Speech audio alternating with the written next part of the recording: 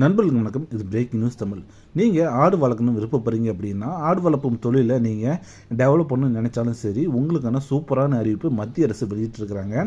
நீங்கள் ஆடு வளர்க்கறதுக்கு 50% மானியத்தில் டோட்டல் அமௌண்ட்டையுமே மத்திய அரசே வந்து உங்களுக்கு கொடுத்துருக்காங்க. ஸோ இந்த திட்டத்தை பற்றி தான் நம்ம இந்த நியூஸில் டீட்டெயிலாக பார்க்க போகிறோம். அதுக்கு முன்னாடி நம்ம சேனலுக்கு நீங்கள் ஃபஸ்ட் டைம் வந்துருக்கீங்கன்னா மறக்காமல் சப்ஸ்கிரைப் பட்டனை கிளிக் பண்ணிடுங்க. ஸோ செம்மறி ஆடு வளர்க்குறதுக்குன்னு விவசாயிகளுக்கு மத்திய அரசு சிறப்பாக மானியம் வந்து வழங்கிட்டு வராங்க. இந்த திட்டம் ரொம்ப நாளாகவே இருக்குங்க. ஸோ விவசாயத்தோடு சேர்ந்து கால்நடை வளர்ப்பின் மூலமாக விவசாயிகள் வருமானத்தை அதிகரிக்கும் நோக்கத்தில் தான் இந்த திட்டமானது மத்திய அரசு கொண்டு வந்திருக்காங்க. இந்த திட்டம் குறித்து தலைமை கால்நடை மருத்துவ அதிகாரி டாக்டர் மனோஜ்குமார் அகர்வால் என்ன சொல்லியிருக்காருன்னு பார்த்தீங்கன்னா, தேசிய கால்நடை மிஷனின் கீழே விவசாயிகள் வருமானத்தை அதிகரிக்க செம்மறி ஆடு வளர்ப்பை மத்திய அரசு வந்து ஊக்குவித்து வருகிறதாகவும், அதுக்காக விவசாயிகள் ஆடு வளர்க்கும் திட்டத்தில் இணைஞ்சிக்கலாம் அப்படின்னு வந்து சொல்லியிருக்காங்க. ஸோ விவசாயிகள் 100 ஆடு முதல் 500 ஆடுகள் வரைக்கும் நீங்கள் வளர்க்கலாம்னு சொல்லியிருக்காங்க. இந்த திட்டத்தின் கீழே விவசாயிகளுக்கு 50% மானியம் வந்து முழுமையாக வழங்கப்படும் சொல்லியிருக்காங்க. ஸோ 100 ஆடுகள் வளர்ப்பதற்கு உங்களுக்கு 20 லட்ச ரூபா வந்து இந்த திட்டத்தில் வந்து கடனாக உங்களுக்கு கொடுப்பாங்க. அதில் 10 லட்ச ரூபா பார்த்தீங்கன்னா 2 தவணைகளாக பிரித்து 5 லட்சம் 5 லட்சம் என உங்களோட வங்கி கணக்கில் வந்து நேரடியாகவே செலுத்திடுவாங்க. 200 ஆடுகள் நீங்கள் வளர்க்க விரும்புகிறீங்க அப்படின்னா உங்களுக்கு 40 லட்ச ரூபா உங்களோட அமௌண்ட்டு. ஸோ 300 ஆடுகளுக்கு 60 லட்சமும், 400 ஆடுகளுக்கு 80 லட்சம் ரூபாயும், 500 ஆடுகளுக்கு 1 கோடி ரூபாய் திட்டமும் இந்த மிஷனில் இருக்குங்க. ஸோ இந்த எல்லா திட்டத்திலையுமே பார்த்தீங்கன்னா 50% மானியம் வந்து உங்களுக்கு கண்டிப்பாக இருக்குது. இதில் நீங்கள் ஜாயின் பண்ணணும் அப்படின்னா மத்திய விவசாயத்துறையுடைய உதயம் மித்ரா இணையதளத்துக்கு நீங்கள் செல்லணும். அங்கே ஆன்லைனில் இருக்கக்கூடிய அப்ளிகேஷன் நீங்கள் தான் பூர்த்தி செய்யணும். ஸோ இந்த செம்மறி ஆடு வளர்ப்பு திட்டத்தின் கீழே பலன்களை நீங்கள் பெறணும் அப்படின்னா விவசாயிகள் பதிவு செய்யப்பட்ட நிறுவனத்தில் ஆடு வளர்ப்பு பயிற்சி கண்டிப்பாக பெற்றிருக்கணும்னு சொல்லியிருக்காங்க. இது தவிர விவசாயிகளுக்கு 1 ஏக்கர் நிலம் வந்து சொந்தமாக இருக்கணும்.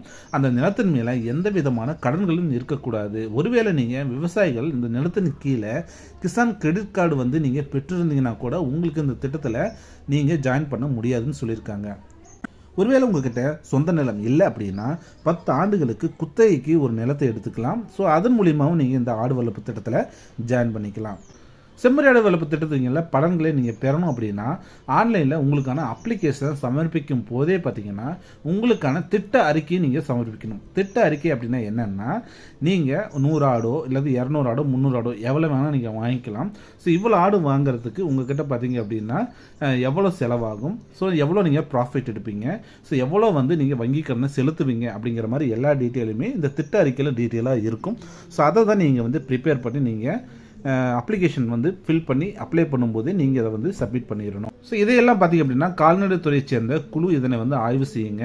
இந்த ஆய்வு பார்த்தீங்க அப்படின்னா சம்மந்தப்பட்ட பேங்க்குக்கு வந்து பரிந்துரைக்குங்க. பூர்த்தி செய்யப்பட்ட படியும் சம்மந்தப்பட்ட வங்கிக்கு வந்து அனுப்பி வச்சு அதன் பிறகு வங்கி நிபந்தனைகள் அடிப்படையில் தேர்வு செய்யப்பட்ட விவசாயிக்கு வந்து கடன் வந்து வழங்குவாங்க. ஸோ 20 லட்ச ரூபா திட்டத்தில் விவசாயிகள் தங்கள் பங்காக 2 லட்ச ரூபா வந்து கண்டிப்பாக செலுத்தணுங்க.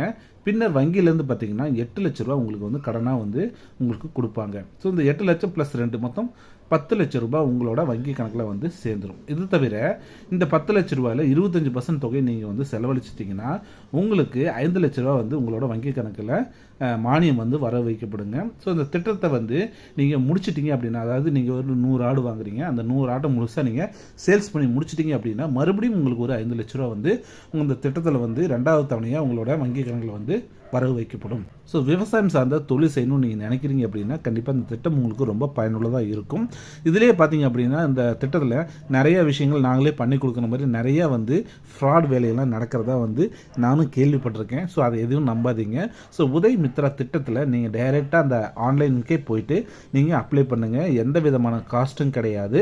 ஸோ இதுக்கு வந்து அப்ளை பண்ணுறதுக்கு அதே மாதிரி பார்த்தீங்கன்னா நீங்களே தான் வங்கிக்கு போயிட்டு உங்களோட திட்டத்தை பற்றி எக்ஸ்பிளைன் பண்ணி நீங்கள் தான் வந்து பேங்க்கில் லோன் பெறுற மாதிரி இருக்கும்.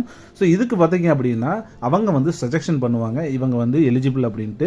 ஸோ மற்றதெல்லாம் உங்கள் கையில் தான் இருக்குது. ஸோ 2 லட்ச ரூபா உங்ககிட்ட பணம் இருக்குது அப்படின்னா 8 லட்ச ரூபா கண்டிப்பாக பேங்க்லேருந்து தான் நீங்கள் லோன் வாங்குற மாதிரி இருக்கும். ஸோ அந்த லோனை நீங்கள் பெறணும் அப்படின்னா கண்டிப்பாக நீங்கள் பேங்க்கோட உங்களுக்கு நெருங்கிய தொடர்பு இருக்கணும். அல்லது நீங்கள் போயிட்டு உங்களோட திட்டத்தை வந்து எக்ஸ்பிளைன் பண்ணி அந்த திட்டத்தில் நீங்கள் கடன் பெறதுக்கான நீங்கள் தான் முயற்சிக்கணும். முடிஞ்ச அளவுக்கு பார்த்தீங்க அப்படின்னா மத்திய அரசு உங்களுக்கான பரிந்துரை வந்து ஈஸியாக செஞ்சு கொடுத்துருவாங்க. இவங்களுக்கு லோன் பண்ணி கொடுங்க அப்படின்னு வந்து சொல்லிடுவாங்க.